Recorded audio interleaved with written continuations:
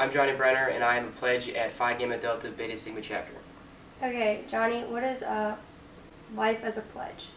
Well, as a pledge, you have to do certain requirements to get into the fraternity. You have to take tests and attend a thing we call pledge education every week. We have a class for that. What kind of testing do you have to do? So it is basically described as like a 1-credit kind of course class where you're going to have to memorize some things such as the founding fathers of our fraternity or the beginning of fraternity or when fraternities start, and also like values. Our girls tested on that. Nothing too difficult. Maybe you have to memorize a paragraph for over a week or something like that for another test or quiz. And if you fail it, you just keep taking it over and over until you get it, until you pass it. All right. How are you treated as a pledge? I like to think that I'm treated already as a brother, but like obviously still not a brother, obviously. Which I like. It helps me feel like I'm already in the fraternity, but I'm not, and it really makes sure that I am happy with my decision of joining a fraternity. And once you become a brother, do you think you're going to be treated any differently? I think it will. Probably a little bit more respect, just because you're one of them and not just lower in the ranks. You're kind of a part of the brotherhood and the fraternity as a whole.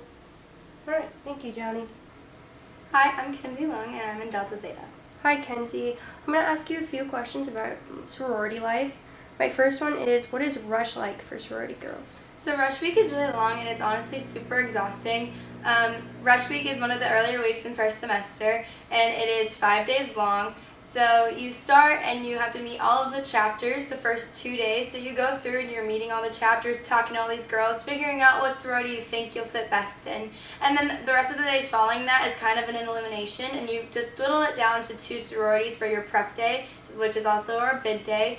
And then when you prep those 2 sororities, you go into a room after you're done and you vote on which one you want first. And then that's the one that you will get. More than likely, you get your bid, and then later that day you get to run home. All right. How many rules do you have? We have a lot of rules for sorority life here at Ball State, but there's some that are more standouts than others, but it's very structured for us sorority girls. Can you tell me about 2 major rules? One of the biggest rules is that during Rush Week, even though we aren't even a new member or a pledge yet, we actually can't go out, do anything social, so we have to go straight home, do our homework, go to bed. And one of the other really big ones is that we aren't allowed to wear our letters out to social events either. So if I wanted to go out to a social with a fraternity, I would not be allowed to wear the DZ letters because it wouldn't represent us in a positive way. Can you tell me about initiation? Initiation is something that is very sacred, so I can't talk about too much in depth because of our oath that we take. But initiation, we wear all white, so we have to wear natural makeup. We wear all white, and we wear white socks, so you don't wear shoes. And we go to this place off campus, and it's about 2 hours long depending on the size of your pledge class. And basically you go through all these trials, and then eventually you are fully initiated into the sorority. All right, my last question is, why do sorority girls not have houses?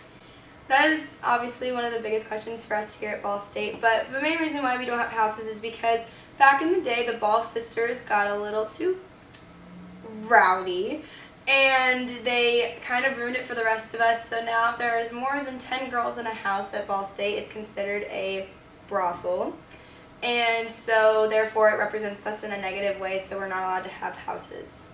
All right, thank you so much, Kenzie. Hi, my name is Jackson Ammons. I'm the Sigma Alpha Epsilon president. Cool. Okay. What's it like being a part of SAE? Being part of SAE is awesome. I meet a lot of guys, obviously, and the guys in here are really good guys that we just get really close with. SAE is one of the fraternities that just like really emphasize brotherhood, and so like I said, we're really close to each other, and I've definitely made a lot of lifelong friends, so happy about that. What made you want to rush in the first place? I actually did not want to rush in the first place. Coming into college, you hear all these stereotypes about fraternities and Greek life and stuff like that, so I was against it. Or not against it, but just wasn't for me. My roommate, however, is a sophomore that I knew from high school, and he was in Phi Kappa Sigma, or Phi Sigma Kappa, sorry. And he told me to rush, and so he brought me to Phi Sig, and went to one of their rush events. Wasn't my favorite, nothing against them, I just didn't really vibe with that chapter, but across the street, the recruitment chair here kind of called me over. I went over there, said hi to them, and they told me about the True Gentleman motto of SAE, which me being raised in the South, stereotypically, we're all about hospitality and stuff like that. So that really, I connected with that a lot, and I just came back, met more of the guys, and I was like, okay, not ain't too bad. What was your pledge class like, going through like Rush together and then getting into being new members? It was definitely an experience. They started out with 22 of us, and I mean, nothing against SAE, but SAE at the time did not do a very good job of talking about the requirements of being an SAE. So, for example, what type of grades you need, how much money it costs, the time commitment in general. And so my class of 22 very quickly went to about 11. We're at 7 right now, and that's an outlier too. Now we're doing a lot better, but it was awesome just going along with them. So, for example, the vice president is a part of my new member class. His name's Max, and so just us going throughout that together. The health and safety officer was also part of my new member class named Jordan. So all of us being able to do that together has been a really cool experience. What's it like being president for a fraternity? Being president is insane. I'm about to be, there's a new president that just got elected last night. He's going to get instated next Monday. So I'm going to miss it for sure. It's definitely an experience. It's stressful. You get a lot of times you wake up at 4 a.m. to deal with something, or you have to talk to someone because they're going through a tough time. You got to be there for your brothers. I mean, I would be even if I wasn't president, but president's definitely the guy that you're going to tend to go to. All the paperwork is so fun. Just stuff like that, talking with Office of Greek Life, IFC, PHA, all the different organizations, and it's a fun time though. I'm definitely going to miss it. Okay, and for my last question, do you feel that fraternities at Ball State display toxic masculinity, and if you feel that they do, how can you help it from happening? So, what's your definition of toxic masculinity? Because that kind of vibe, there's like different... Basically, like, don't cry, be a man, like, treat girls this way, do things this way, stuff like that. Okay. SAE specifically with toxic masculinity, it's something I talked about, and I was a member of Greek Peer Advocate my freshman year, and so it's something that we talked about in that class a lot. At SAE, I don't see it a lot, and I'm really proud about that. One of my favorite compliments that I got as president would be when specifically females or just guests in our at our events or so would come up to me and tell me how much they like the brothers and how much they feel safe here and stuff like that. And so that was one of my favorite compliments I got, and I got that a lot, which I was really proud about. Here, there's definitely, and I think you're just going to get it in all cases, just with a group of guys being together, kind of like a don't show emotion, stuff like that. But every once in a while, like I said before, having those talks at 4 a.m. with guys who really just need a guy to talk to, like you get some emotion every once in a while. But when you're in a public setting, I just feel like society has pushed men into a way where you don't show emotion. But it's not uncommon for those one-on-ones to get pretty emotional.